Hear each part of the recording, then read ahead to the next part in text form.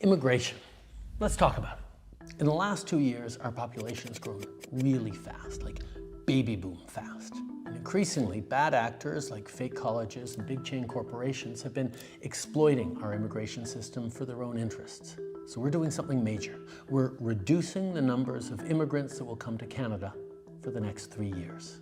Today, I'm going to let you in on what happened, where we made some mistakes, and why we're taking this big turn. There are two kinds of immigration in Canada. The one you probably think of most is permanent immigration, like when families come to Canada to settle and call it home. Every year, the government determines the right number of permanent residents that we want to admit. That's how it's been done for decades. But a plan that only talks about permanent immigration misses the other pathway, temporary immigration. Temporary residents are people who come to Canada for a limited time, like international students, temporary workers, and so on. They come to work a job or go to school. When the job is done or when they finish their degree, most return home. Some apply to stay as permanent residents, but most return home. So back to this year's plan. Historically, Canada's annual immigration plan just looked at permanent residents. The number of temporary students and workers that we admitted each year was left to the demands of the economy. It was usually a small proportion of our population, so it's never been a part of the long-term immigration plan. But after the pandemic, our economy came roaring back quickly, and we needed a lot of workers fast. Canada is in the middle of a huge labor shortage. Temporary foreign workers became such a significant part of our workforce that it'd be a mistake not to include them when we plan our immigration levels. So this year, we did exactly that for the first time. We laid out a plan that sets targets for both permanent and temporary residents. This way, we're getting the full breakdown of people coming into our country so we can prepare the homes and infrastructure needed to support them.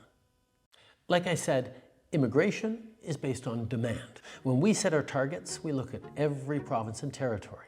We ask the premiers, what are the gaps in your workforce? Is your population growing or getting older?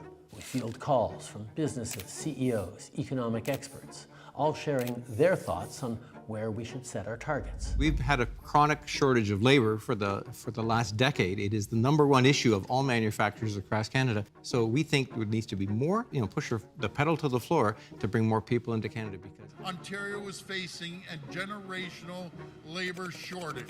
380,000 jobs are going unfilled. It's no surprise that every sector has different wants and needs when it comes to immigration. But after the pandemic, they all came to us with the same message. After 2 years with closed borders, we need more people, more workers, fast.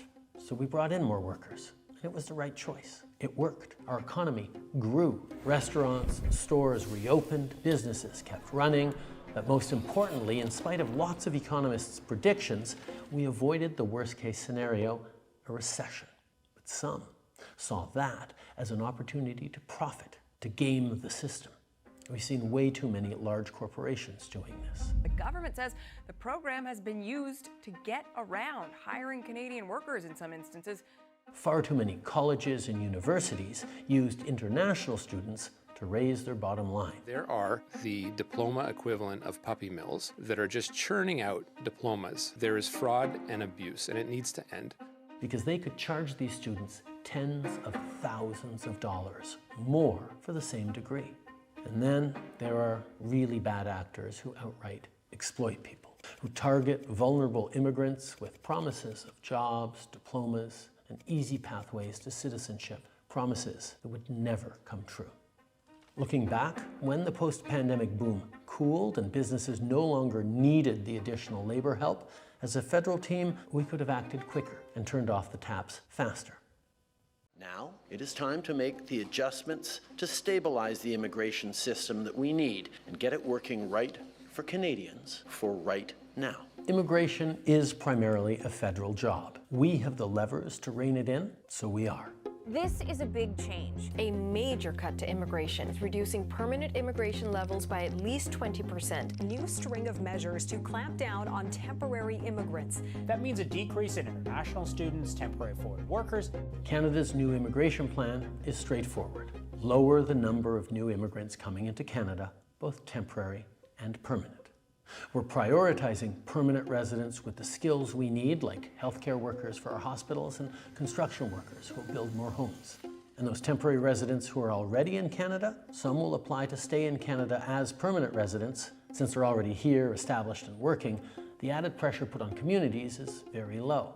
Or they'll leave Canada when their temporary residency expires, reducing our population. Some temporary residents may turn to our asylum system when their visa expires as a shortcut to stay in Canada. Those claims will be analyzed and processed, and if their claim fails, they'll be sent home. Between the amount of people coming and going, we'll effectively pause population growth for the next 2 years. Then from 2027 onwards, it'll balance out and slowly start increasing again at a sustainable pace. In fact, that gets us back to the population growth path we were on before the pandemic. This pause is going to give our economy and our communities the chance to catch up with things like our plan to build millions more homes. That's not stopping, but now we'll have a little more breathing room as we build. We'll see more corporations investing in Canadian workers and youth rather than relying on cheap foreign labor. Our cap on international students is already bringing rental prices down in big cities, and as we keep that cap in place, rents will keep coming down. We're making the system work for Canadians and for newcomers, rather than for the big box stores, chain restaurants, immigration consultants, and sham colleges that exploit it. Immigration is a great thing, and we're lucky that so many people dream of coming to our country. Fulfilling that dream depends on having a good job, a decent place to live, and health care that you can access when you need it. We have to make sure our population isn't getting out ahead of those things.